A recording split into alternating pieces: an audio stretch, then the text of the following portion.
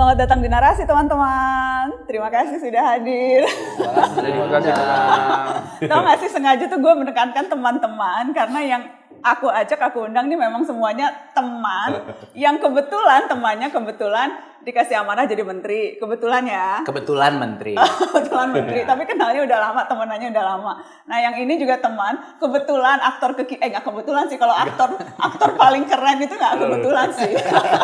Emang kerja karena itu. Jadi ada Kak Reza, teman yang aktor, ada Kak Ari. Dirimu tuh sebenarnya komedian atau aktivis media sosial ya? Saya apa yang ada aja. Kalau saya tuh kebetulan orang timur. Enggak lah, enggak kebetulan kalau itu. Takdir ya. Takdir ya. Ada Kak Ari dan juga ada Kakak Dokter Tompi. Kalau dokter juga nggak kebetulan, memilih menjadi dokter, ya kan? Kebetulan sebenarnya. Oh kebetulan. Serius, kalau itu kebetulan. Tadinya tuh lulus SMA ngomong ke nyokap pengen masuk IKJ. Mau sekolah film nggak boleh. Jangan terlalu susah katanya. Serius. Ini dia meninggikan diri nih. Jadi maksudnya dokter tuh agak gampang buat Tompi. Bukan. Kebetulan aja secara kognitif oke ya. Oh sih. Langsung jawabannya soal kognitif loh. Bukan, kebetulan aja. Ya tapi emang kayak Allah jalannya udah begini. Lo jadi dokter dulu, abis itu bikin film gitu kan. Gitu. Jadi sekarang lebih maunya dipanggilnya pemain filmmaker atau dokter? Wani Biro dulu. Jualannya itu. Dan saya mau nyapa teman-teman komunitas Narasi yang udah tergabung lewat Zoom. Hai adik-adik teman-teman. Terima kasih udah gabung. Jadi nanti kita bincang-bincangnya ini teman-teman, saya ajak juga untuk ninggalin komentar, ninggalin apapun gitu ya, supaya bisa ikut nimbrung dalam percakapan kita sekarang. Tapi yang jelas mungkin aku mau disclaimer dulu, karena kalau ngomongin isu perempuan, ini kan kita mau ngomongin isu perempuan. Kok yang diundang cowok semua? Gue yakin tuh pasti nanti ada yang komentar, ini kok all male panel sih ngomongin isu perempuan, mana perspektif perempuannya? Gue udah tahu sih, pasti akan dibahas itu. Selalu pasti begitu. Tapi memang sengaja sih, jadi memang ini dilakukan secara sadar, Kakak Nadiem, karena menurut gue isu perempuan itu bukan hanya urusan perempuan.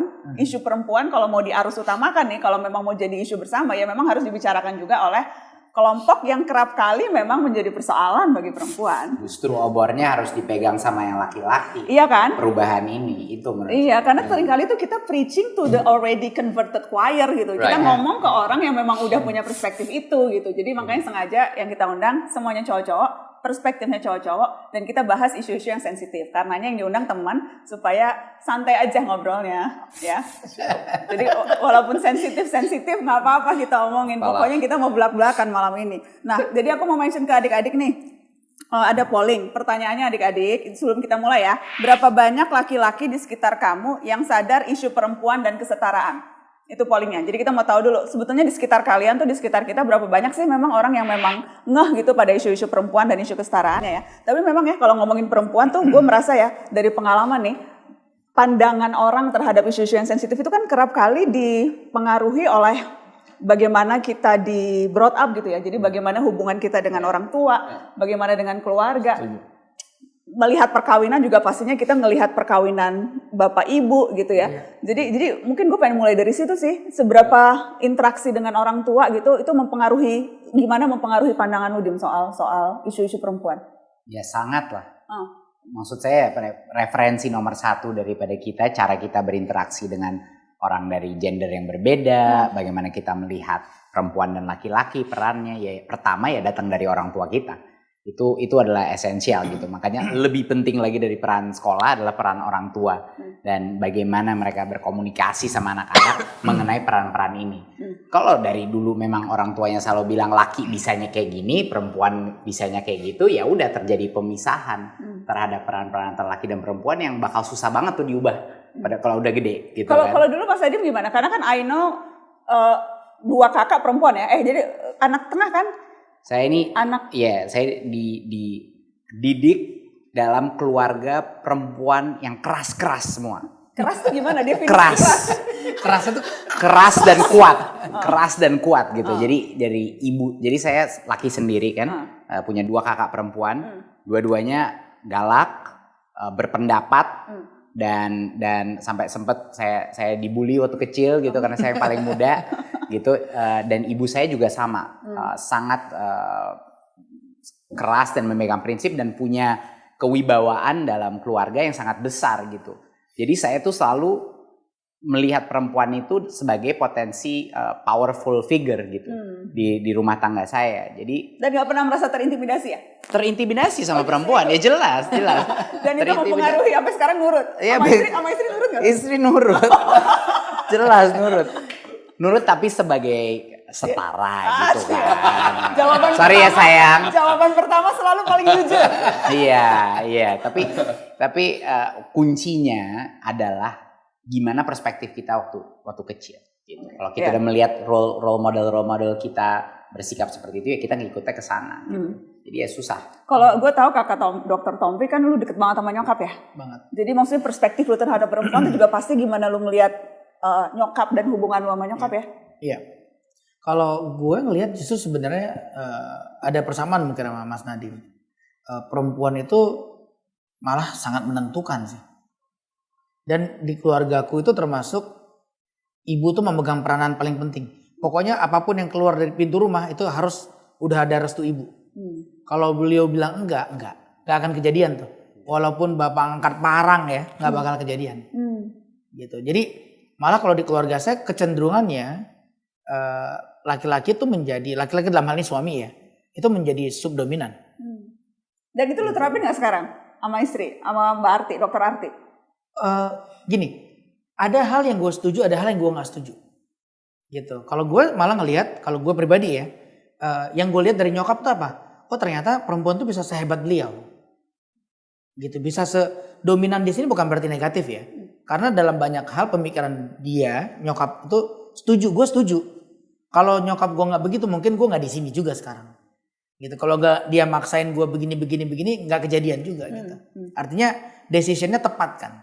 Dan in many ways, in many times tepat. Pemikirannya beliau itu tepat gitu. Dan itu yang positif gue ambil. Tapi di sisi yang lain gue melihat terlalu dominannya seorang perempuan di keluarga. Ini kita ngomong keluarga ya. Itu ada dampaknya terhadap laki-laki. Dampaknya ke lu apa?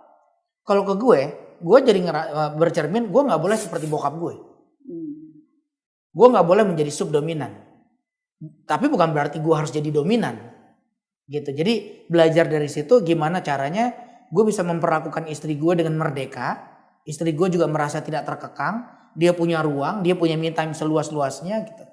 Dia punya sudut untuk kalau menurut saya begini gitu. Oke. Karena nanti menarik karena kemudian nyambungnya ke soal gimana akhirnya pendidikan itu mempengaruhi kita sampai ke hal-hal paling kecil sekalipun. Gitu. Tapi gue pengen ke Reza karena kan gue tahu juga deket banget sama nyokap ya. Iya deket banget. Dan itu mempengaruhi banget ya. Sangat, sangat. Karena kan sebenarnya dari mulai hal-hal yang paling kecil gitu kayak gue masih inget banget sampai sekarang gitu gimana nyokap tuh dari kecil kalau misalnya menyeberang jalan aja itu selalu diajarkan. Mama perempuan, kamu nyebrang itu harus ada sebenarnya di sisi proteksi nanti kalau udah besar gitu, di arah mobil datang.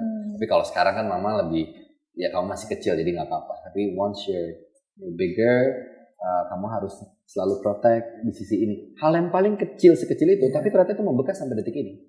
How I respect women, gimana point of view gue tentang perempuan gitu. Dan nyokap gue tuh selalu bilang, it's not about bahwa sama perempuan kamu harus menganggap mereka makhluk yang lebih lemah sehingga kamu jadi kayak harus memproteksi segala hal. Enggak loh, mama bisa independen gitu. Dan as a single parent, ya tentu nyokap sih menurut gue sangat independen sekali gitu dan bisa menunjukkan kekuatannya. Tapi hal-hal paling kecil yang datang dari mulut perempuan di Reza kecil itu menurut gue sangat mempengaruhi sampai hari ini sih. Sangat-sangat mempengaruhi. Kak Ari, sosok perempuan siapa yang paling berpengaruh di hidup lo, Kak? Ibu ya? Kalau di saya punya rumah itu, mama dengan bapak itu sama-sama kerja dua-duanya, sama-sama kerja di luar rumah. Ibu juga kerja. Terus secara strata pendidikan, ibu justru lebih di atas daripada bapak. Nah kalau di rumah, ibu itu biasanya banyak masak. Tetapi kalau enak masak bapak. Jadi bapak, dan itu diakui sama mama juga. Jadi saya punya mama dan saya punya bapak itu secara relasi setara lah. Jadi kadang-kadang pekerjaan di dapur bapak yang kerjakan dan lebih enak lah kalau dibilang sama mama juga mengakui, tapi sering juga mama yang kerjakan. Jadi dari kecil juga sudah punya pandangan kalau sebenarnya perempuan dengan laki-laki itu harusnya setara aja gitu, tidak ada yang di atas, tidak ada yang di bawah. Terus ini kalau nasihat perkawinan dalam keluarga besarnya kami, saya juga kemarin dinasihati begitu. Apa? Jadi laki-laki itu adalah nakoda. Dalam bahtera rumah tangga itu laki-laki itu adalah nakoda. Tapi yang suruh belok kiri, belok kanan itu perempuan. Jadi kita itu teknisnya aja. Yang suruh belok kiri, belok kanan itu perempuan. Jadi, ada yang bilang kalaupun laki-laki kepala tapi lehernya itu lehernya perempuan. itu masih sini. Jadi yang nentuin kepalanya nengok itu perempuan. Oke, tapi jujur, kalau misalnya pasangan lebih gede gajinya, pendidikannya lebih tinggi, jabatannya lebih tinggi, terganggu nggak? Jujur deh, terganggu nggak? Nggak apa-apa. Ya, menurut saya itu akan menciptakan kebanggaan ekstra buat saya. Gitu, saya bisa dapetin perempuan yang sangat sukses di dalam pekerjaan dan lain-lain. Saya dan istri saya dua-duanya kerja. Sekarang yang CEO bukan saya, yang CEO dia. Kayaknya gajinya juga gedean dia ya? Jelas. Kenceng loh. Kenapa jelasnya keras? Jelasnya tuh langsung keras banget gitu. Tolong Pak Presiden. Jelas. Iyalah, gak kan pejabat publik. Gitu ya. Jadi nggak apa-apa. Masa sih nggak ada Ya, rasa-rasa? Jujur deh, pasti ada lah. Gini, saya punya Mangsa. Enggak, soalnya masih dalam kenyataan sehari-hari tuh. Karena Orang tuh gampang tau ngomong gitu, nggak apa-apa istri lebih tinggi jabatan, nggak apa-apa gaji lebih gede, seneng. Tapi dasarnya tuh mungkin perasaan tercabik-cabik nggak sih? Gue kalau Cowok-cowok ngeliat itu karena tercabik-cabik. pernah mainin karakter kayak gitu ya, dimana punya pasangan yang lebih nih, I think it would be, I mean, in my own perspective it would be quite hard sebagai laki-laki untuk melihat. Nggak tahu ya kalau. Tapi kalau perspektifnya Nadia misalnya kan, iya, malah bangga. ada caveat ya. Ini karena yang lainnya bilang gue lo, tapi karena kebetulan menteri harus pakai saya. Ya, jadi ya. Padahal seru loh mas. Kita ada menteri kita muda lagi. Gue lo nya tuh masyarakat malah kayak menteri gua cool banget gitu. Gak bisa. Nggak bisa ya. Gak boleh. Protokol. Udah tadi komplain mengenai gaji, sekarang ya udah kemana-mana. Gini, saya bisa mengerti karena laki-laki itu kita digedein dalam peran untuk menjadi pemberi nafkah, protektor. Itu adalah image yang kita ngelihat, itu yang dari kakek kita, ke ayah kita, semuanya kita ngelihatnya seperti itu. Nah itu mulai berubah nih sekarang. Di zaman kita udah mulai berubah karena pendapatan perempuan dan karirnya mereka udah mulai equal. Ya, mulai, belum. Jauh equal. dari equal. Belum, ya, tapi lebih dari sebelumnya. Ya. Nah, tapi saya bisa mengerti kalau beberapa laki-laki yang less secure mengenai dirinya, ya kalau mereka nggak pede mengenai dirinya, barulah tercipta insecurity itu yang keluar dalam bentuk kecemburuan sama istri. Nanti aneh-aneh keluarnya tuh kayak lebih ingin mendominasi istrinya atau kemudian mencari pacarnya. masalah kan akhirnya. Betul. Dan itu yang nanti nyerempet kemana-mana lain gitu chaosnya. Jadinya dari insecurity dia sendiri keluarlah hal-hal yang tidak baik. Wujud ketidakpercayaan diri ya? Ya. Sebenarnya tapi harus kontras sih nak. Kalau misalnya selisihnya dikit nggak berasa. Dikit tuh berapa? Nggak gini, misalnya gini. Setuju. Misalnya gini ya, suami kerja, istri kerja. Pendapatan istri memang kebetulan lebih tinggi, tapi si suami masih punya ada yang dia bawa pulang. Gua rasa itu nggak akan jadi masalah. But once suami itu benar-benar jadi bapak rumah tangga, nggak kerja, relatif jaga anak doang. Gue jaga anak ya. Sebenarnya ini kan berbagi peran ya. Entar deh, kalau lu bilang jaga anak doang tuh seolah-olah jaga anak tuh doang loh. Justru Kakak enggak, dokter. tunggu, belum selesai Berat makanya. tahu jaga Jangan dipotong anak dulu, tuh. bahaya. Jangan dipotong dulu. Iya kan? Ini bahaya ini. Iya kan? Ini bisa jadi Full time job. enggak. Karena ini berangkat dari sistem patriarki yang masih berjalan. Bahwasanya jaga anak itu bukan tugas laki-laki. Ya, gue nggak bilang jaga anak tuh gampang, enggak. Gitu doang tadi bukan refer to gampang ya. Maksudnya kerjaan dia sebagai laki-laki yang harusnya katanya seperti katanya. Nggak apa-apa, ini kan fungsi gue provokator. Iya. Jadi provokasi. Kalau ini nangkep kata Tompi, waduh repot lagi. Ya. Nah, jadi maksudnya gini, kan katanya laki-laki itu kerjanya tadi nyari nafkah dan lain-lain. Ternyata dia tidak melakukan hal itu, hanya melakukan pekerjaan jaga anak doang. Jangan hanya tuh gue masuk lagi. Enggak, serius. Ya, oke. Hanya jaga anak doang di rumah. Yang harusnya kan dia cari duit dan lain-lain. Itu nggak dikerjakan. Sebenarnya ini kan berbagi peran. Istri bekerja di luar, suami melakukan pekerjaan ini. Kalau kita mau lihat bobot, dua-duanya nggak gampang. Aku belum nyampe nih, tadi udah dipotong. Gue ngerasain jaga anak tuh gila. Gue 5 menit aja gue udah stres. Capek loh jaga anak. Kitanya udah lemes, dianya masih lari sana sini. Ya nyuruh makan aja tuh susah. Banget. Iya kan? Iya. Jadi ya itu kalau aku ngelihat dalam koridor tidak kontras banget, mungkin fine. Tapi kalau udah kontras banget, benar-benar yang satu kerja di luar, yang satu benar-benar di rumah doang, ngelakuin peran yang katanya seharusnya dikerjakan oleh istri. Nah itu 5 tahun pertama masih oke nih, karena masih love. Apalagi dengan kultur patriarki kita yang Benar. kuat ya. 5 tahun Sulit pertama masih sekali love. gitu. Maksud aku kalau melihat mungkin represent from reality yang ada di luar, mereka udah mulai mengenal istilah house husband gitu. Iya. Nah di kita kan, bener aja jadi bapak rumah tangga dalam arti yang benar-benar istrinya yang kerja, Dianya laki-lakinya yang di rumah. Wah itu kalau Bisa nggak nggak? Lu mungkin nggak kayak gitu nggak? Mungkin nggak pasangan Possible. lu you can see yourself nggak jadi yang memberi nafkah tapi yang domestik gitu. I don't think so. No. Okay. I can't. Karena aku sudah, maksudnya dibesarkan sama, mungkin karena dibesarkan oleh ibu tunggal gitu ya. It gives me drive untuk, no, I have to make it. Gitu. Agak susah. Pasti susah. Kalau aku sih ngerasa it's quite impossible untuk bisa kayak duduk dan mengurusi semuanya. Karena aku pernah mengalami itu di usia 13 tahun. Ngurusin David, my little brother, dari dia lahir sampai dia usia 1 tahun. Itu gantian. Jadi my mom harus kerja, aku yang di rumah ngurusin this little baby gitu. Dan susah. Iyalah bangun jam 2 pagi bikin susu atau Dan mompa you were nyampe 13 years old. Umur 13 tahun. 13 tahun. It's quite a challenging moment sih dulu Gila ya. hebat. Aku mau baca nih ada komen Iya, dari maksudnya, ya. iya. Putri Rinjani. Kalau menurut aku sebagai perempuan sih aku nggak masalah kalau pasangan aku pendidikannya lebih rendah karena yang utama dia mau kerja keras, memberi aku kebebasan juga untuk mengejar karir dan cita-cita. Kari. Kalau saya, Nona itu dia main Rudy Habibie sama Kakak Reza ya, main Si Manis Jembatan Ancol. Karirnya dia secara aktor lebih cemerlang dari saya lah. Penghasilan juga dia di atas. Itu alasan saya nikahin dia.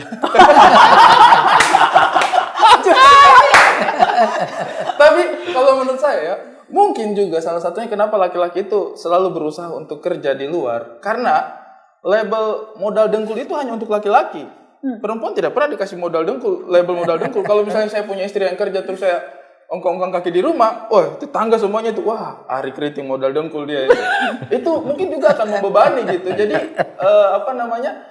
melihat terbiasa melihat laki-laki hanya di rumah dan mengurus kegiatan rumah tangga itu menjadi sulit juga untuk kitanya karena tekanan dari luar juga itu pasti ada gitu menurut saya ya.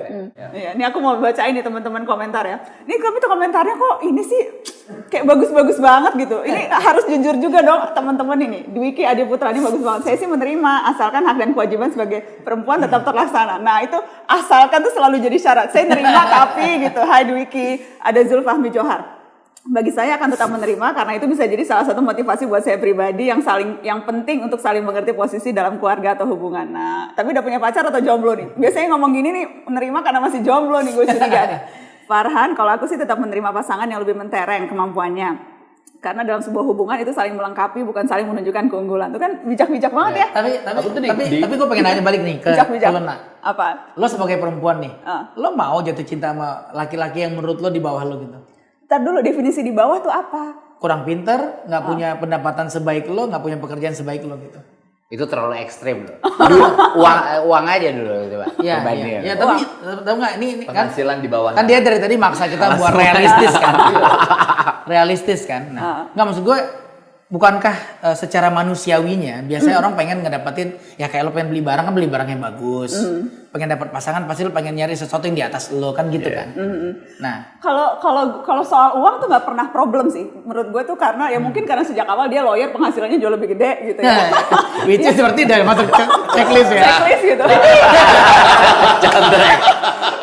Dari awal tuh ya udah dia wartawan beda dong bro penghasilannya sama lawyer jadi nggak pernah. Tapi kalau gue akan terganggu kalau gue nggak bisa ngobrol sama dia sih.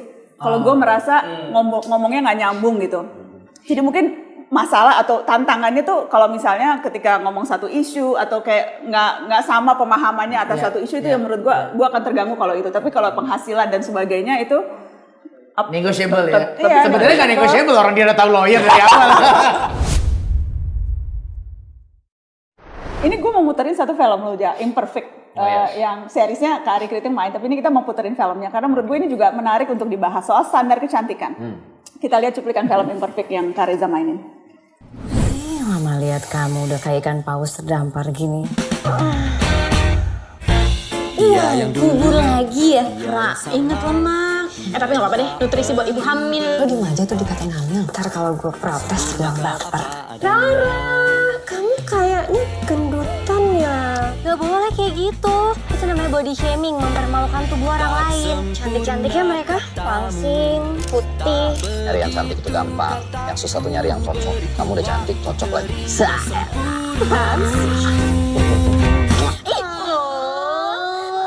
Kak Reza, Yes. itu cuma di film kan? Dalam reality menurut lu Kak, itu karakter, lu main jadi apa? Dika ya namanya kalau nggak salah? Iya. Karakter Dika yang menerima apa adanya, yang malah seneng ceweknya tidak sesuai dengan standar kecantikan cewek harus langsing, itu cowok-cowok real life-nya seperti itu? Ada, kalau menurutku sih ada. Tapi kalau yang di film ini, karena mereka yang komentarin, kayaknya nggak mungkin deh kita dapat kayak Reza Rahadian. Nah itu yang repot. Yang dilihat Reza Rahadian ya bukan tokohnya ya.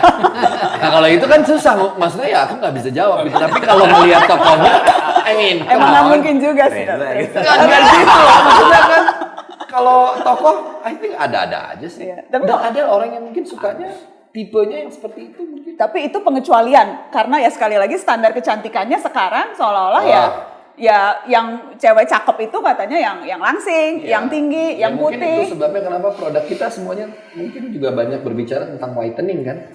Ini nih baru keluarin produk nih. Dan gue against itu. Lo nggak jual itu Bener nggak pakai sih? ini Maksudnya, supaya putih? Iya, yang gue sebut adalah respect your own color. Don't ever change your color. Gitu. Jadi nggak boleh tidak boleh merubah warna kulit, tidak boleh menipiskan kulit. Tapi gimana kalau ada perempuan yang merasa, kan ada juga tuh suara-suara tentang perempuan yang merasa, loh kita pengen cantik emang kenapa? Kita pengen perawatan, kita pengen memutihkan kulit dan teknologinya ada, why not? Gitu. Masalahnya nggak ada. Kecuali Menipiskan kulit ada. kecuali Ya maksudnya nggak ada kan istilah sebenarnya whitening Nggak itu. ada. Dan nggak boleh. Kalau di BP POM ya. ini serius, ini sering ngomongin. Nggak beneran. Kalau di BP POM itu begitu kita masuk ke whitening itu pasti di reject, nggak boleh. Karena memang nggak safe. Dan nah ini mungkin agak sensitif nih informasi yang gue sampaikan ini. Obat-obat yang biasa dipakai untuk whitening itu biasa tidak ada BP POM-nya. Cek. Makanya gue selalu kalau ada pasien nanya, dok saya mau whitening aman nggak? Cek aja ada BP POM nggak, kalau nggak ada ya jangan. Karena di klinik gue nggak boleh. Yang datang nawarin, dok kita pakai ini udah dipakai di mana-mana. Sorry saya nggak mau. Oke, tapi kalau mau ya BP POM dulu. ngomongin standar kecantikan, gue inget juga sempat stand up soal itu kan Kak Ari. Iya. Kita mau tunjukin cuplikan stand upnya Kak Ari soal ini. Lalu kita mencoba menghilangkan identitas kita yang sebenarnya. Ini yang saya rasa orang timur itu kadang-kadang punya perasaan ini. Kita itu takut karena perbedaannya kita. Makanya kita coba hilangkan identitasnya kita. Contohnya apa? Berapa banyak adik-adik nona di luar sana yang rebonding rambut? Berapa banyak? Berapa banyak adik-adik nona di sana yang menggunakan pemutih kulit dengan harapan kulitnya jadi lebih cerah daripada sebelumnya? Berapa banyak? Sementara standar kecantikan selalu digariskan seperti itu. Yang rambut lurus, kulit putih, bibir merah. Terus kita yang kulit lahir dengan kulit hitam, rambut keriting, mata menyala ini menarik atau tidak sebenarnya? Cantik atau tidak sebenarnya? Kita sangat-sangat cantik dengan kepribadian kita yang apa adanya. Preach Kak. Sangat-sangat cantik. Iya, saya rasa sih sangat-sangat cantik. Gue setuju itu. Gue setuju. Tapi- Sebagai anak orang Ambon gitu. Tapi ini yang jadi masalah, Zak. Di Korea mereka itu bikin research. Wajah cantik itu diukur tuh, jarak antar mata, lebar mata, panjang mata, jarak mata ke hidung, lebar hidung, semua dipetain tuh. Statistik dia. Dari situ dicari nilai tengahnya. Sehingga akhirnya yang lo lihat sekarang di Korea kalau misalnya pigeon, itu mukanya sama semua. Kenapa? Karena no matter what datangnya kayak apa, dipotongnya akan ke arah itu. Karena Makanya itu basis ukuran. karena mereka biasa potong rahang, potong tulang pipi, ya. Padahal nih konsep beauty, orang Afrika kan cantik dengan Afrikanya. Orang Arab cantik dengan kearabannya. Kan harusnya begitu kan. Betul. Orang Aceh, orang Papua dan lain-lain, Jawa dan lain-lain. Kalau Tuhan mau, Tuhan kan bisa bikin sama semuanya. Terus kita bingung dong mau kawin sama siapa, mukanya sama. Ketukar ntar. Iya kan gitu. Padahal kan muka bulat kan ada ya orang cantik muka bulat. Ya. Kita lihat Emang bulat itu biasanya nggak cantik? gini, media mempersepsikan ke arah sana. Persepsi media ya yang dibangun di media, which is siapapun yang bangun ya, baik itu blogger atau apapun itulah. Kalau muka nggak lonjong kurang oke. Muka bulat itu nggak oke, bukan standar kecantikan itu tadi. Which is standar ini berubah-berubah dari waktu ke waktu. Dulu 10 tahun yang lalu nak, lo mau nggak alis lo segaris? Nggak mau. Alisnya tebel nggak mau. Maunya alisnya segaris. Sekarang berlomba-lomba makin cincang makin keren. Makin tebal makin keren. Nah recently setahun terakhir orang tiba-tiba bikin alis model begini nih. Yang foxy eyes. Coba kalau 5 tahun lalu orang bikin foxy eyes pasti diketawain. Kenapa lo? Salah operasi gitu. Itu standarnya. Begitu ada aktris atau aktor yang dianggap keren, gue pengen kayak dia. Padahal mungkin dia waktu itu botoxnya salah naik kan. Cuma karena orangnya pede, karena aktrisnya pede, wah gue mau kayak Jenner gitu. Tapi bisa itu, begitu. Tapi itu bikin apa ya? Dan sosial media gitu. Gue inget kan Mas Naim sempat bilang sosial media itu juga terkadang membuat kita pressure dengan berbagai filter itu loh. Jadi udah foto selfie pun ngerasa nggak cakep, bisa di beauty plus dibikin jadi lebih runcing, lebih mancung dan sebagainya. Itu kejadian capek itu. Itu yang mengerikan sih buat saya terus terang. Saya punya 3 putri, masih balita sekarang. Jadi buat saya ini menakutkan banget. Dia bakal tumbuh sebagai digital native kan. Dan di dunia Instagram atau apapun platform yang akan merajalela pada saat mereka besar, ini persepsi realitas dan apa yang dia lihat sebagai kecantikan itu kan gapnya luar biasa besarnya. Betul. Bahkan nggak ada itu selebriti siapapun yang habis keluar dari mandi itu kayak gitu mukanya gitu. Dan tapi masalahnya untuk anak-anak muda kita, terutama untuk perempuan, Mereka percaya. bagi mereka itu adalah realita dan dunia, dan kalau mereka bandingkan dengan dirinya ya nggak mungkin bisa tercapai itu karena itu bohongan.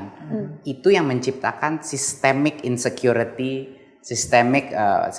mengenai body image, mengenai face dan lain-lain yang maaf ya saya harus bilang ini karena saya ayah dari 3 putri yang di take advantage of oleh industri-industri kecantikan ini, kosmetik, lain, filter dan lain-lain.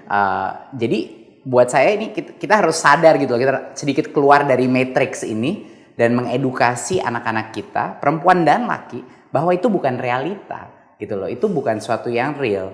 Biar mereka mencintai diri mereka seperti apa adanya gitu. Dan itu yang menyedihkan banget sekarang suicide rate daripada teenage girls di seluruh dunia. Dan itu terjadi hanya saat Instagram meledak gitu.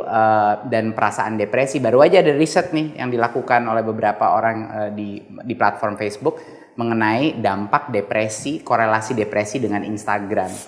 Sejak anak itu masuk Instagram di track seperti apa. Nah, itu yang menurut saya mengerikan, dan peran orang tua dan sekolah pun menurut saya sangat penting untuk ini harus dikasih tahu nih, ini ancaman real nih kepada self image mereka, rasa kepercayaan diri mereka yang bakal bisa kemana-mana. Soalnya kalau udah melihat standar kecantikan dari sosial media gitu kan, itu kan sesuatu yang tidak terukur ya, Nak.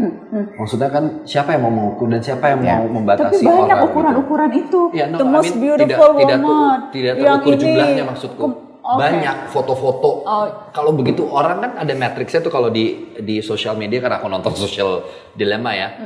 Begitu kita misalnya ngelihat satu page tentang body goals atau yang cantik, itu maka kan algoritmanya kan itu semua tuh. Bayangin nggak itu di capture terus sama si orang tersebut yang mungkin merasa dirinya kurang sempurna atau kurang cantik atau apa, dan dia akan terus stres gara-gara komparasinya. Wah gila semua nih keren. Soalnya dikelilingi semua oleh lingkungan yang memang akhirnya mengekspektasi itu. Saya setuju itu. Jadi cowok juga nyarinya cewek yang seperti ini dengan standar mereka masing-masing. Ini seperti ini gitu. Jadi semuanya tuh bukan hanya sosial media, bukan hanya Instagram, the whole system dan the whole orang lingkungan tuh sudah mengarah ke sana. Kalau di Indonesia ini mungkin kami orang Melanesia yang paling punya tantangan besar untuk hadapi ini, karena kan kalau di Indonesia ini kan golongan kulit agak gelapnya kan kami sebenarnya yang kulit gelap. Aceh juga.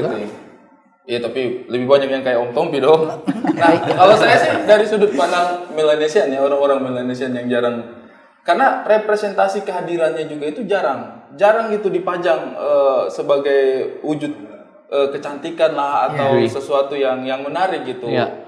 Ketika di film ataupun mungkin di iklan ataupun mungkin di media manapun, sosok-sosok yang merepresentasikan orang Melanesian itu pasti lebih sering itu identik dengan sesuatu yang ketertinggalan mungkin, kemiskinan. Iya kan? Kita kalau nonton film Indonesia Timur itu rata-rata kemiskinan, ketertinggalan, sifatnya depresi gitu. Jadi kalau misalnya ada upaya-upaya untuk denial dengan kondisinya teman-teman yang ada di sana, saya juga tidak menyalahkan karena mereka jarang mendapatkan imaji yang baik mengenai personelnya mereka gitu. Nah itu menurut saya sih mendorong definisi-definisi kecantikan itu menjadi satu Makin menjauh dari itu ya. Iya.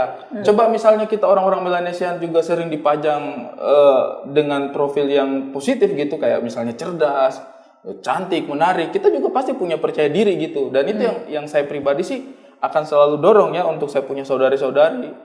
Nah, mungkin salah satu orang yang berhasil saya yakinkan bahwa orang kulit hitam rambut keriting itu menarik ya istrinya saya. Paling tidak saya mulai dari dia ya. Di mata dia saya cakep sekali itu.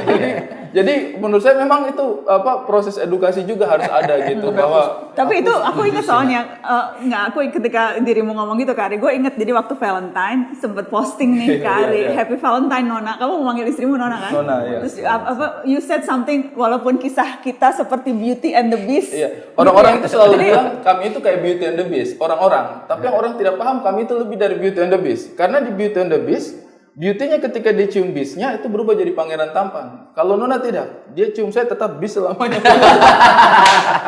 Jadi saya rasa mungkin cara pandangnya dia jauh lebih baik daripada Bella mungkin. Ini ada presentasi itu emang kurang sih, Nak. Bahkan di dunia hiburan ya, terus terang aja. Semua, maksudnya kita kalau mau ngomongin fairnya, mungkin di luar kita bisa ngelihat gitu. Potret aktris-aktris yang menjadi pemeran utama, menjadi supporting, yang memang terlihat cantik, bahkan bisa jadi Bond girl, yang kulitnya mungkin berwarna. Di Indonesia, hampir di sebagian besar film-film kita, ya potretnya ukuran kecantikannya tetap yang cantik. Makanya ada komentar nih, mention sama komentar Reza Pamela Aprilia, keadilan sosial bagi seluruh rakyat good looking. Jadi yang good looking gitu, yang selalu bisa dapat advantage dari, lagi-lagi kemudian juga persepsi good lookingnya ya standar yang ditentukan apakah oleh industri media atau industri film dan sebagainya. Tapi ada satu hal yang harus digarisbawahi sih, menurut gue sih. Kita jangan terjebak di istilah menerima diri apa adanya tanpa merawat diri sebaik-baiknya. Ini yang sering jadi masalah juga Mas Nadiem. Orang tuh sering merasa ya kita harus menerima diri apa adanya. Tapi bukan berarti nggak ngerawat diri dong. Gue pengen bahas ini, mungkin agak sensitif. Karena memang kita bahasnya semuanya sensitif. Soal standar yang seringkali beda laki dan perempuan. Kalau kita bicara keperawanan. Wow. Karena kemarin ini belum lama akhirnya TNI Angkatan Darat menghapus tes keperawanan untuk calon anggotanya dan juga untuk calon istri prajurit. Jadi untuk teman-teman yang mungkin belum tahu, sempat ada tes itu, tes keperawanan. Bukan hanya untuk yang mau jadi anggota TNI Angkatan Darat, istri dari calon prajurit itu juga sempat ada tesnya. Tapi kemudian akhirnya dihapus. Kalau di polisi itu udah lebih dulu dihapus tuh, tahun 2014 dihapus. Tapi itu pun lewat perjuangan yang panjang, 8 tahun tuh berjuang untuk menghapuskan itu. Pengen tahu aja sih soal keperawanan. What do you think? As in what? As in, apakah itu memang yang standar ganda? Tentu setuju. Nah ada tuh tes keperawanan buat cowok, kagak bisa dicek juga gimana cara ngecek tes nggak bisa. Terjangka kan? Tapi maksudnya sebetulnya bukan cuma di Indonesia sih, kalau kita bicara tes keperawanan itu ada 20 negara at least yang memang masih common gitu. Bahkan WHO tuh baru ngeluarin tuh 2018 nggak boleh ada tes keperawanan karena yang melanggar hak asasi manusia bahkan. Kalau menurutku ketika itu dipakai untuk mengukur misalnya masuk ke sebuah pekerjaan gitu ya, nggak ada hubungannya sih. It's not fair juga. Terus mengukur soalnya nggak ngangkat senjata pakai selaput darah. Itu yang pasti. Ya. Aku sih selalu melihat kayak berbicara tentang keperawanan atau syarat gitu, itu menjadi sebuah syarat. Buat aku itu masih agak syarat apa? Dalam apa? Dalam wilayah apa? Ya? Dalam konteks apa syarat itu menjadi sangat begitu penting? Karena gitu. itu memang ranah yang sangat privat. Ranah yang sangat privat, dan bahkan ketika kita mau misalnya berada dalam satu rumah tangga gitu, menikah, itu adalah sebuah konversasi yang harusnya terjadi antara kedua pihak aja sih, antara si laki-laki dan si perempuan misalnya gitu ya, nggak harus menjadi ranahnya keluarga juga, apalagi ranahnya misalnya institusi yang lebih besar lagi untuk mempertanyakan apakah Anda sudah tahu, sudah cek misalnya istri Anda perawan atau tidak, calon istri Anda. Itu kan aneh banget kalau menurut aku ya. Kira-kira seperti itu juga nggak sih pandangan perspektif orang di Indonesia secara keseluruhan? Kalau Indonesia soal keperawanan? Kalau Indonesia secara keseluruhan saya tidak tahu ya, maksudnya apa itu masih penting atau tidak. Tapi kalau saya pribadi, selama tidak ada fungsi yang menjadi hilang ketika keperawanan itu hilang, menurut saya sih itu harusnya bukan masalah ya. Atau keperjakaan hilang. Iya, atau keperjakaan hilang. Maksudnya dalam berumah tangga sekalipun misalnya, fungsi apa yang kemudian mendadak hilang ketika keperawanan itu hilang? Misalnya, apakah dia kemudian tidak bisa mengandung lagi? Apakah kemudian dia tidak bisa menjalankan perannya sebagai seorang istri dan sebagai seorang ibu? Misalnya katakanlah. Atau misalnya itu dia tadi yang Kakak Tompi bilang. Kalau keperawanan hilang, apakah dia kemudian tembakannya menjadi tidak lebih jitu dari yang lain gitu kan? Itu kan kamu sih gitu. Itu kalau saya sih secara fungsi aja gitu. Nah, kalau gue ngeliatnya perspektifnya lebih lebar sebenarnya. Dalam hal apa dulu nih? Kalau dalam hal pekerjaan, gue rasa nggak ada urusannya tuh bos atau jenderal atau siapapun perlu tahu lo masih perawan atau enggak. Gitu, mau iya mau enggak apa urusannya? So doesn't make sense in many ways ya. Tapi kalau dalam hal hubungan sebagai suami istri, ini pilihan. Exactly. Kita harus menghormati juga orang-orang yang menganggap ini penting. Tapi ada konsekuensinya, artinya lo pun harus perjaka. Iya kan? Cuma yang tahu siapa, kayak tadi Nana bilang, tesnya dari mana? Nah ini masalah trust issue kan. Lo percaya nggak gue masih perjaka? Gue nggak pernah berhubungan sama orang lain, ya track record gue kelihatan gue gini misalnya gitu.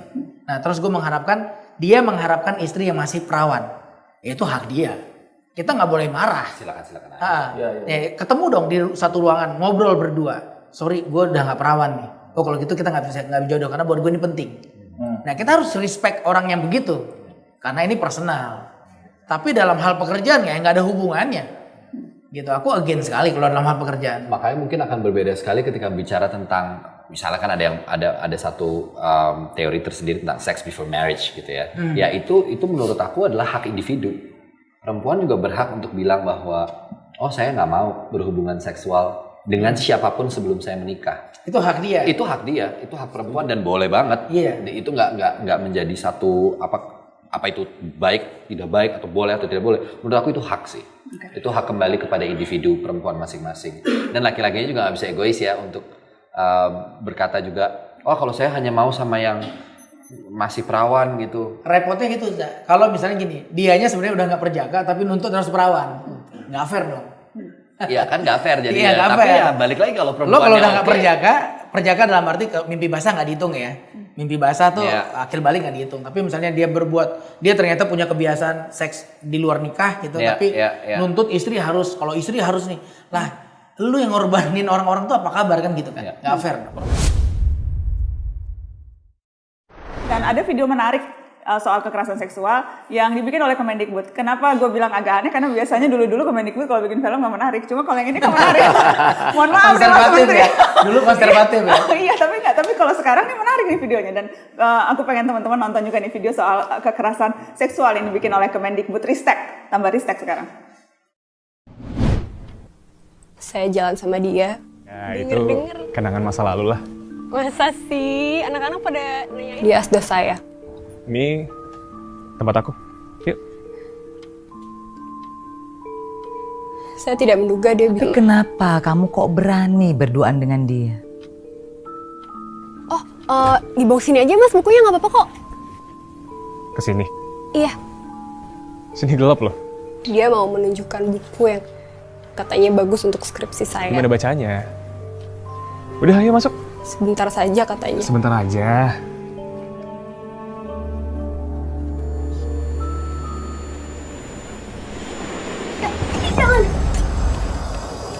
Jangan. Buat apa mengeluh ke akademik sekarang? Pasti sama-sama mau. Dia menyeret saya ke kasur. Dia memukul saya. Dia memperkosa saya. Kamu pakai baju apa? Pasti kamu pakai baju ketat. Iya kan?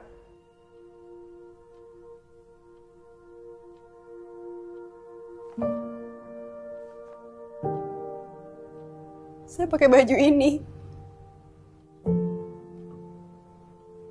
Kenapa Bapak menyalahkan saya?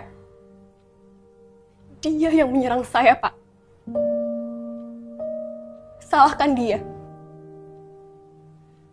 Salahkan dia. Itu kayaknya respon awal selalu orang kalau kemudian ada kekerasan atau ada pelecehan seksual, pasti selalu yang dipikir karena ceweknya, karena lu pakai baju ini, karena itu inilah. Menggoda. Tapi karena menurutku juga mau cewek itu pakai baju seseksi apapun, nggak ada alasan yang bisa dibenarkan. Emang salahnya dia. Emang salah. Iya dong. Pakai baju apapun. Iya dong. Memang itu bukan kriteria dalam diskusi ini. Sesuatu kekerasan telah terjadi dan ada pelakunya, percaya dulu. Maksudnya kita menginvestigasi dulu, give the benefit of the doubt. Nah, yang terjadi sekarang nih yang kita mendengar, ini hampir riset dari UNESA itu menunjukkan dari kira-kira dia mensurvei 300 mahasiswi di seluruh Indonesia dan 40% dari mereka pernah pengalaman pelecehan atau kekerasan seksual.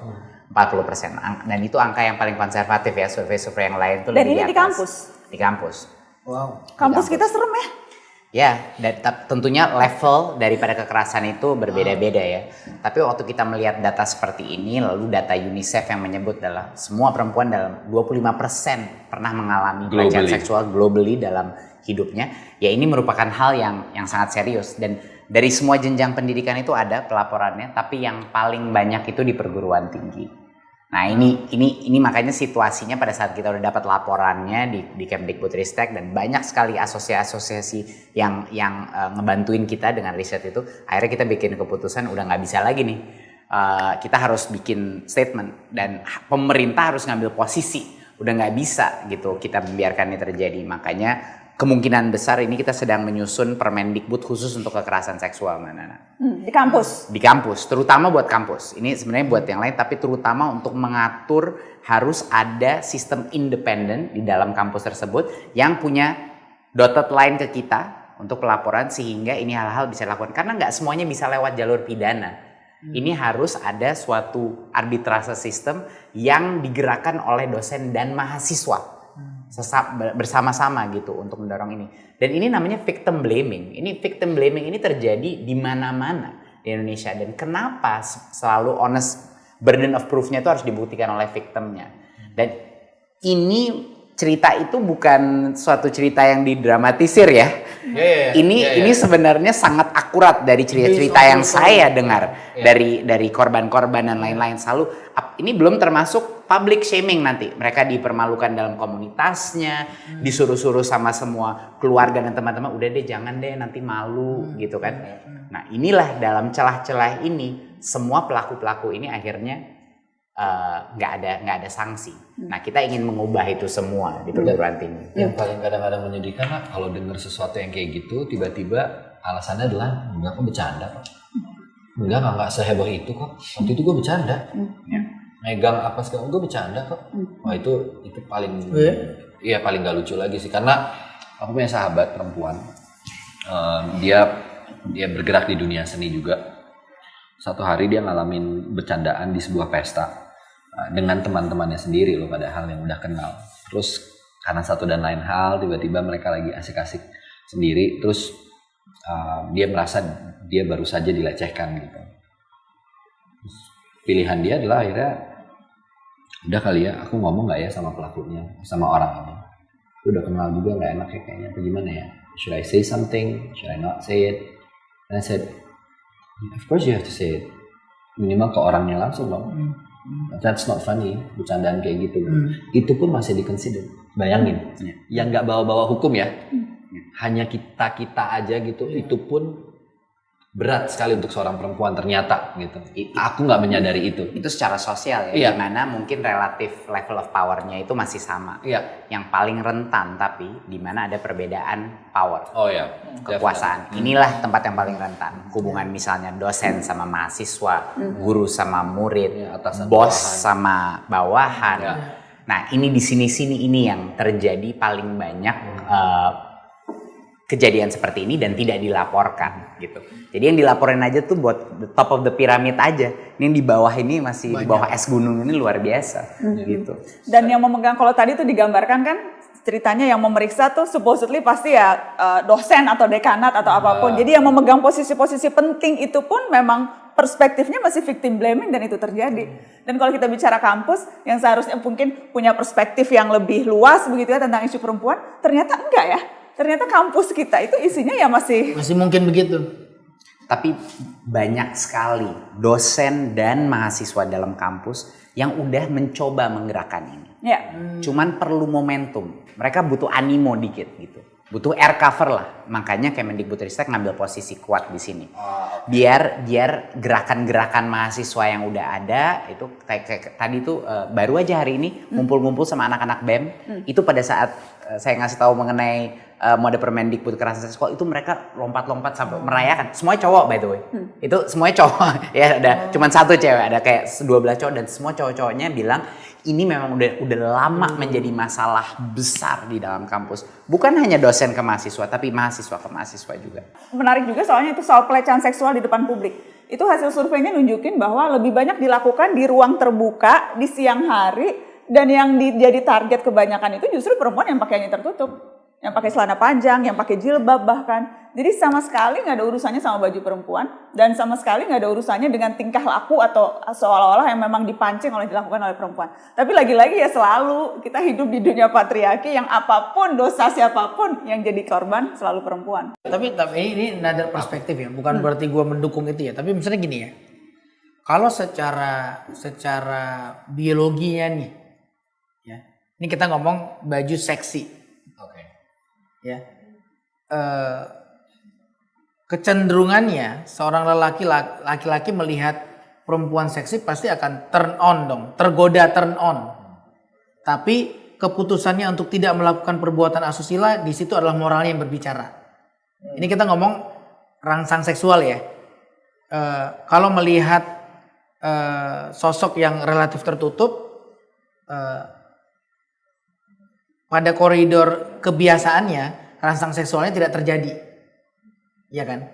Nah, tapi yang tadi Nana bilang bahwasanya once itu udah menjadi predator, mau ketutup atau kebuka udah nggak ada urusannya.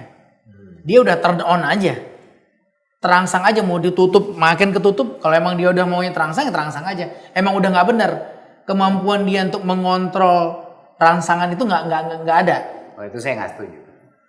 Karena kita bukan binatang. Benar. Misalnya gini. Tapi kan konsep secara manusianya kita kan lahir dengan tidak hanya dengan nafsu kebinatangan, bukan hanya nafsu maksud saya, sorry. Kita punya kemampuan mengontrol. Itu kan yang membedakan kita dengan binatang. Setuju. That's what I mean. Ya. Artinya ada reaksinya tapi tidak ada aksinya. Iya, maksudnya gini. Gue misalnya ngelihat ada cewek seksi nih. Bereaksi. Mata gue pasti akan begini, tapi abis itu gue akan tidak ada aksi lanjutan. Tidak sopan kalau gue menelanjangi dia secara pandangan. Ya di situ moral gue akan berbicara. Betul. I don't do this. Betul. Ya kan? Di situ moral gue akan berbicara untuk meng-cut off. Gue tidak boleh membiarkan rangsangan yang mungkin secara mata itu menjadi rangsang seksual untuk gue bablas. Itu yang akan menjadikan gue sebagai binatang, like you say. Tapi yang lagi didiskusikan, ini topik ini bukan mengenai kita menghakimi apa yang terjadi di dalam otaknya laki-laki. Bukan itu. Itu adalah hal yang nggak bisa dikontrol. Yang kita mau bicarakan adalah apa yang dilakukan orang itu berdasarkan pemikiran itu.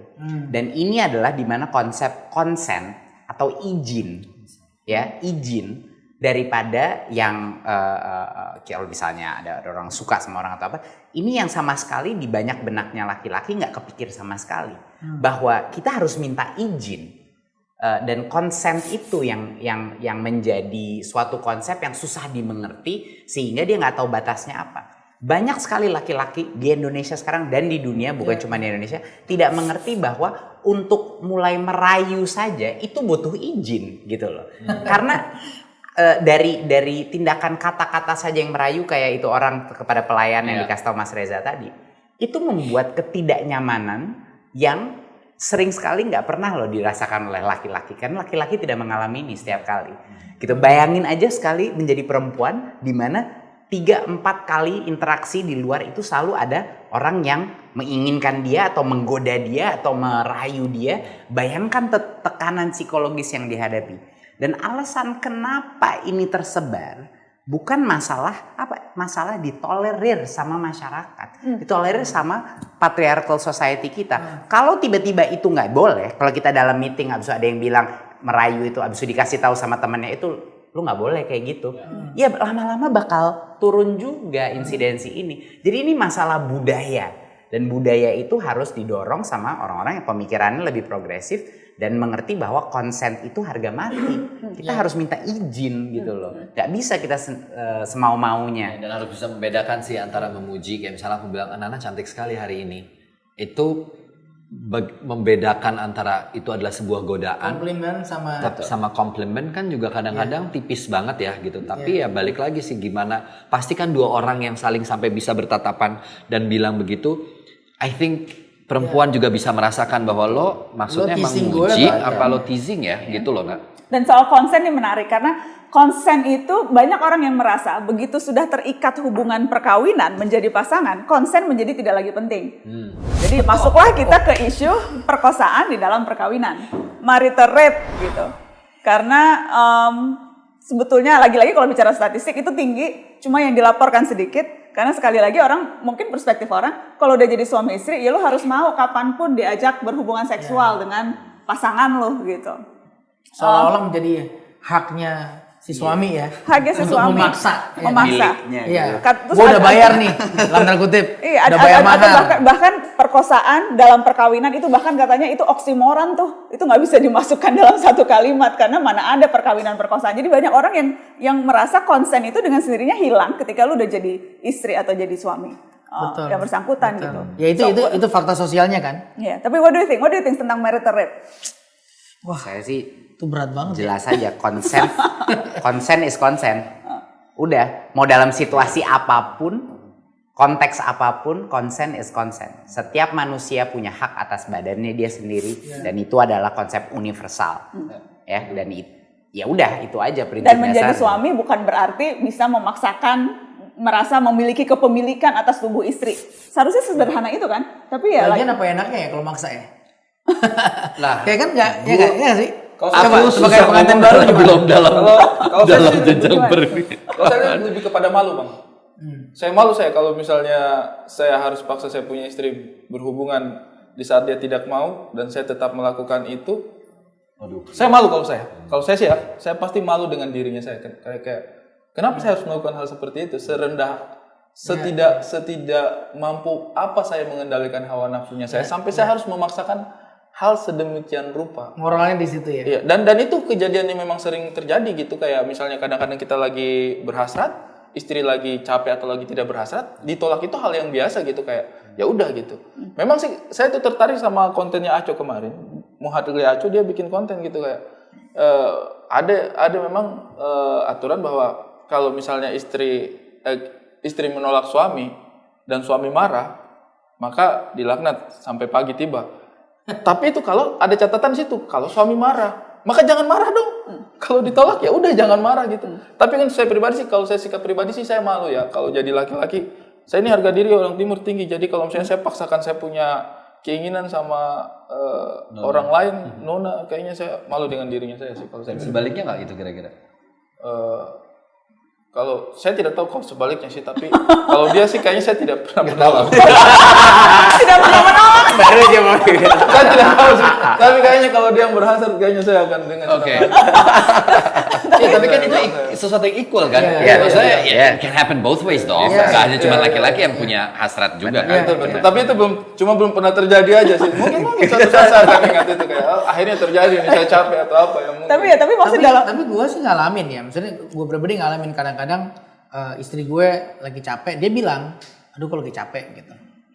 Nggak dulu gitu. Sebenarnya selama cara menolaknya itu dengan penuh penghormatan, I don't think it's a problem.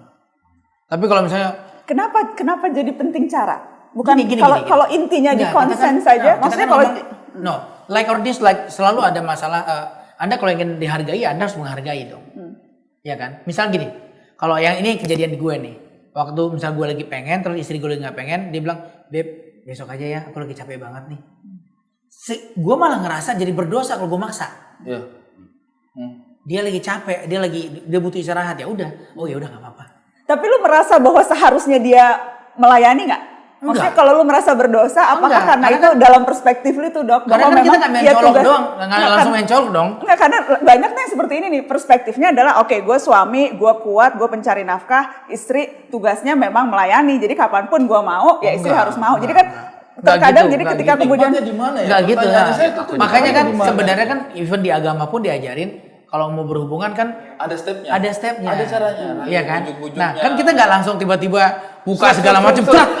Kan nggak gitu. Tidak harusnya. Kan ada prosesnya, proses membuat dia juga bergairah. Betul. Nah, pada saat dia ternyata lagi nggak mau, kan di awal tuh. Itu kan ketahuannya bukan di tengah-tengah, bukan proses masuknya. Betul. Waktu kita masih pegang-pegang, aduh jangan dulu ya kalau capek. Dia udah tahu kan arahnya kemana. Iya. Gitu. Nah, kalau gue sih gue nggak akan keberatan selama caranya pun menghargai gitu. Karena ada rasa dia nggak mau kan soalnya gitu ya. Tapi cara dia itu membuat gue ngerasa aduh dia lagi capek. Gue malah lebih lo butuh apa? Malah kita kayak pengen lo mau gue pijitin nggak atau mau makan sesuatu atau apa gitu kan ya. Nah tapi kalau misalnya sana dulu gue lagi capek nih. Nah kan beda dong. Itu yang gue maksud gitu ya. Jadi tapi bukan berarti kayak sayang sabar ya.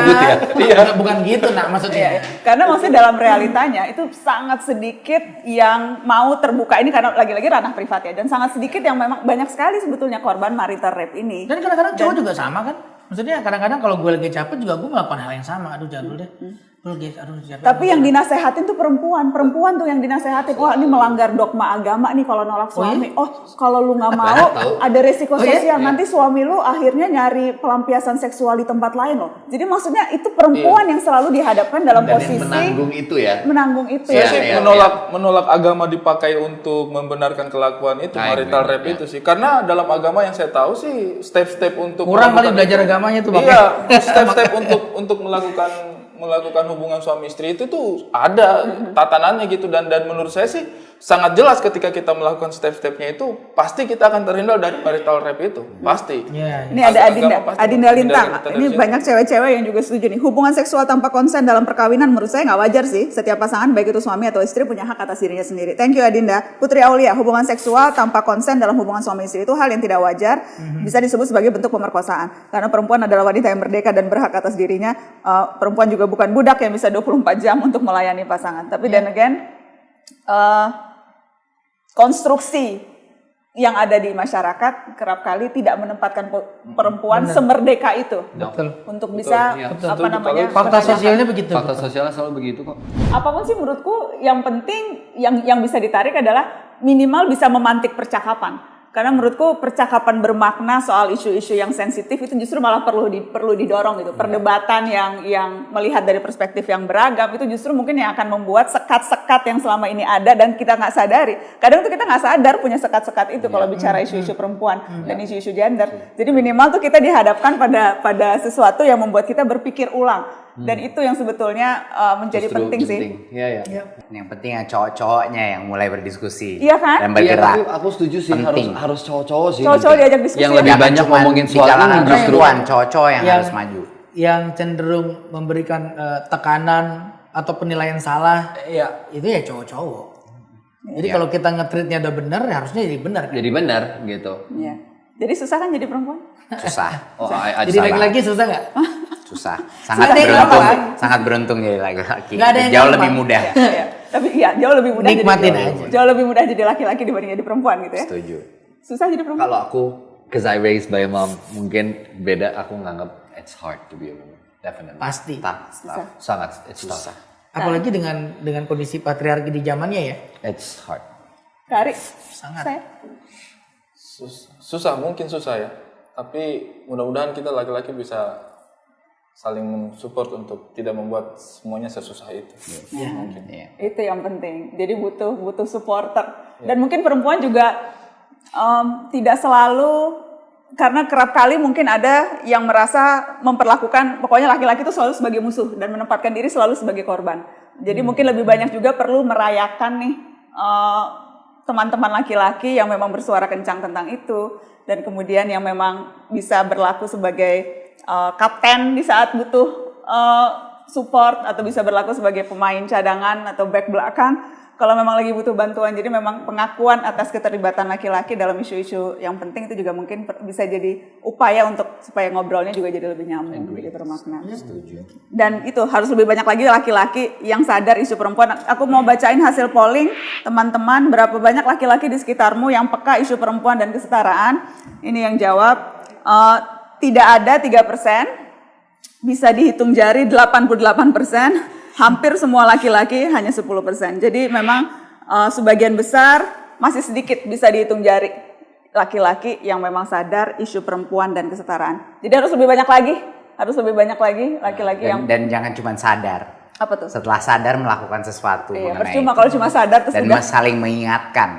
Jadi grup-grup kalau lagi nongkrong, dalam meeting, itu keberanian untuk mengingatkan gitu. Mungkin kalau keluarganya lengkap dalam artian ada peran ayah di situ, mungkin akan lebih menarik ketika perspektif tentang bagaimana respect terhadap perempuan dan lain-lain itu juga bisa datang dari sudut pandang laki-laki kali ya. Because I get that only from my mom kan, tapi mungkin kalau yang keluarga lebih itu, aku rasa sih datang dari keluarga would be very nice. Kalau ngomong di pertemanan itu biasanya dibully nggak sih? Kalau mengingatkan gitu, Mas Hadim? Ya enggak lah. Ya? Enggak. Jadi justru harus justru orang yang kaget. Oh gitu ya. Oke, baru sadar tuh. Untuk orang-orang yang pertama kali diperingatkan itulah momen dia mulai berubah. Karena sebelumnya nggak pernah diingetin. Sekatnya itu nggak kebuka. Nggak pernah sadar. Oh mungkin ya saya harus hati-hati nih kalau ngomong kayak gini atau menyentuh kayak gini. Itu nggak sadar. Jadi harus diingetin. Gitu. Nggak usah dipermalukan ya. Tapi ditarik ke samping dan dikasih tahu. Gitu. Nah kalau semua orang melakukan ini, terutama cowok-cowok sama cowok-cowok lain, terutama cowok-cowok dalam posisi yang dominan, dalam posisi kepemimpinan, kalau mereka yang maju duluan itu bakal menjadi rantai perubahan yang terjadi gitu. Itu dia, itu pesannya itu, saling mengingatkan. Thank you banget udah datang. Thank you. Diskusi yang seru banget dan mudah-mudahan akan banyak ya diskusi seperti ini. Iya, diskusi terbuka atas isu-isu sensitif. Thank you teman-teman, adik-adik, komunitas narasi yang udah gabung, komen-komennya dan juga hasil pollingnya. Thank you ya guys.